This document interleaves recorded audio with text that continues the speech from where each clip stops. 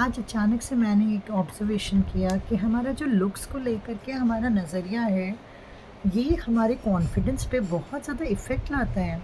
मैं जब video start कर रही थी तो मुझे सबसे बड़ा कॉम्प्लेक्स ये आ रहा था, ऑफ़ कोर्स एक कॉम्प्लेक्स ये आ रहा था कि मेरा रियल ऑथेंटिक इंटरेस्ट, ऑथेंटिक सोच लोगों के सामने आएगा, तो मुझे नहीं पता कि लोग किस तरह परसीव करेंगे इन चीज़ों को।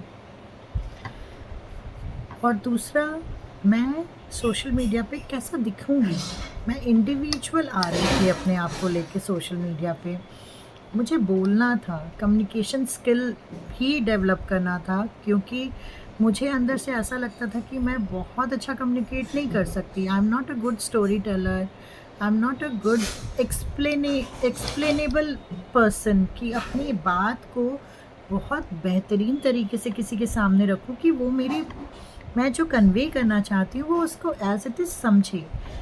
तो एक उसके साथ-साथ ऐड ऑन ये प्रॉब्लम था कि जैसे मेरी एज ग्रो हो रही थी, मुझे लग रहा था कि अब मैं इतनी ब्यूटीफुल नहीं दिख रही हूँ। मैंने अपने हेयर कट करा लिया था, जो मुझे मेरी पर्सनैलिटी पे बिल्कुल अच्छा नहीं लग रहा था। मैंने बचपन से बहुत ही इंडियन टाइप की लड़की रही हूँ, तो मुझे सजना, संवरना, हेयर्स के संग प्ले करना और फ्लॉन्ट करना मुझे बहुत पसंद था। अब मेरे हेयर कट हो गए तो अचानक से मुझे लग रहा है जैसे मेरे ऊपर कोई ड्रेस नहीं खिल रहा है। मैं मैं पर्सनली इंडियन अटायर ज़्यादा पसंद करती हूँ। मुझे लगता है मेरे ऊपर काफ़ी जच रहा है इंडियन अटायर, और मैं उसको काफ़ी अच्छे से कैरी ऑन कर रही हूँ। तो ये सारे प्रॉब्लम्स हो रहे थे मेरे साथ, जो कि अननोइंगली मुझे बहुत महीने तक तो पता भी नहीं चला। कुछ-कुछ ट्रिगर्स हुए, तब मुझे एहसास हुआ कि नहीं, प्रॉब्लम मेरे अंदर है। इन्फीरियॉरिटी, कॉम्प्लेक्सिटी प्रॉब्लम हो रखी है कि मुझे लग रहा है कि मैं उतनी अच्छी नहीं दिख रही हूँ जितना हमेशा दिखती हूँ। उस वजह से कहीं डीप डाउन मैं अपने आप को वो तरीके से कैरी नहीं कर पा रही थी जिस तरह से जनरली मैं अपने आप को लेती हूँ।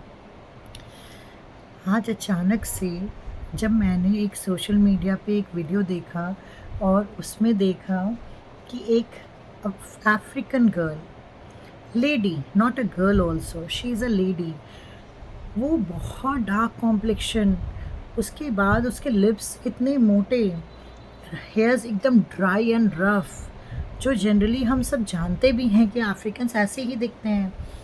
But trust me, people, she was looking so damn confident and damn beautiful when she was speaking on the mic and on social media, that I was shocked कि नेहा तू किस लूप में फंस गई थी।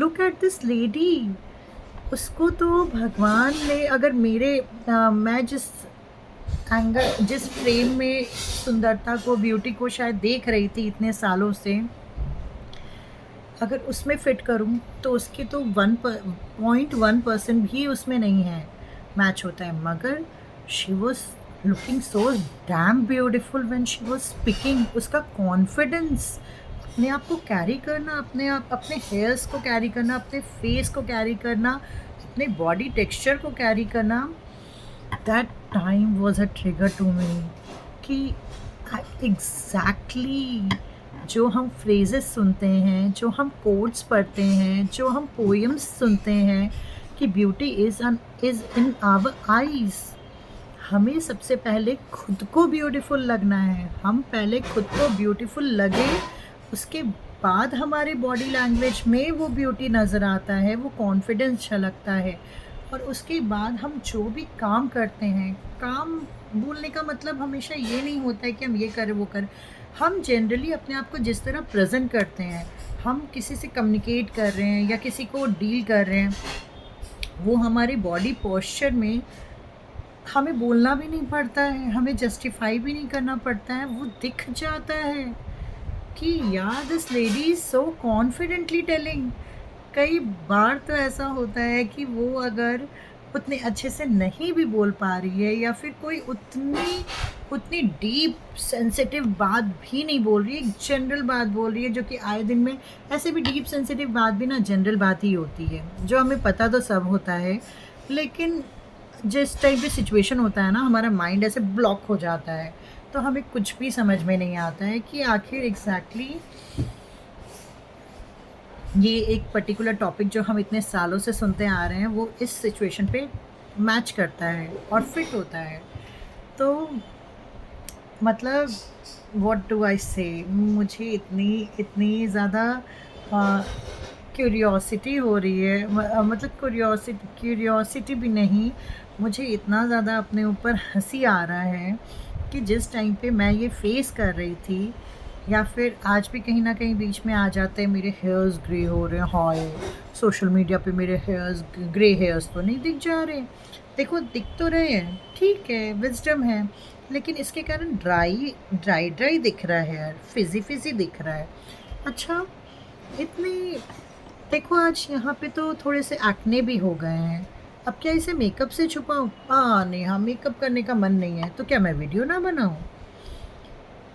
तो ये सारे अननोइंगली डायलॉग्स मेरे अंदर चल रहे थे और आज भी चलते हैं।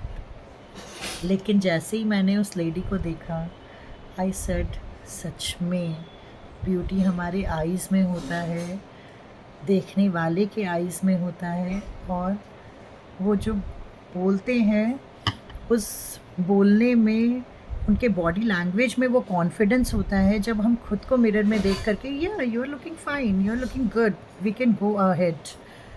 जब ये एटीट्यूड से हम सीरियसली जब आगे मूव ऑन होते हैं तो yes, we got a god. Yes, ये एक हिट पॉइंट था जो ट्रांसफॉर्म करता है कॉन्फिडेंस को, ब्यूटी को नहीं, कॉन्फिडेंस को, जो हमारी बॉडी लैंग्वेज में मोस्ट इम्पॉर्टेंट थिंग है, most important, rather than grooming, rather than